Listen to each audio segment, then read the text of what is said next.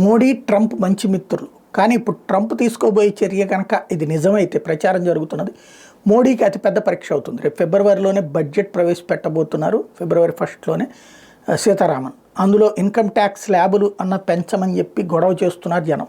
But ప్రతిసారి అది చేయడం తగ్గించేస్తున్నారను. గతంలో అయితే 2.5 లక్షల వరకే ఉన్నదాన్ని నిర్మలా సీతారామన్ వచ్చిన తర్వాత 7.5 లక్షల దాకా తీసుకొచ్చినటువంటిది చూసాం. అది ఇంకా 10 లక్షలు, 12.5 లక్షలు, 15 లక్షలు అని అడుగుతున్నారు. బట్ అంత చేస్తారా లేదా అన్నది $1 మిలియన్ ప్రశ్న. అది పక్కన పెడితే ఇన్కమ్ ట్యాక్స్ అయితే తీసే ప్రసక్తే లేదు, ఇంకా కంటిన్యూ అవుతుంది. బట్ ట్రంప్ మాత్రం అమెరికాలో ట్యాక్సెస్ హేతుబద్ధీకరణ లేని పన్నుల్ని తొలగిస్తానన్నటువంటి ట్రంప్ ఫెడరల్ ఇన్కమ్ ట్యాక్స్ రద్దు చేస్తారు అన్నటువంటిది తాజాగా చర్చకు వచ్చినటువంటి అంశం. Trump is serious about abolishing the federal income tax అన్నటువంటి విషయాన్ని ఇప్పుడు అక్కడ చర్చిస్తున్నటువంటి వేళ అదే జరిగితే కనుక ట్రంప్ నీకు లైఫ్ లాంగ్ గుర్తుపెట్టుకుంటారు అమెరికన్స్.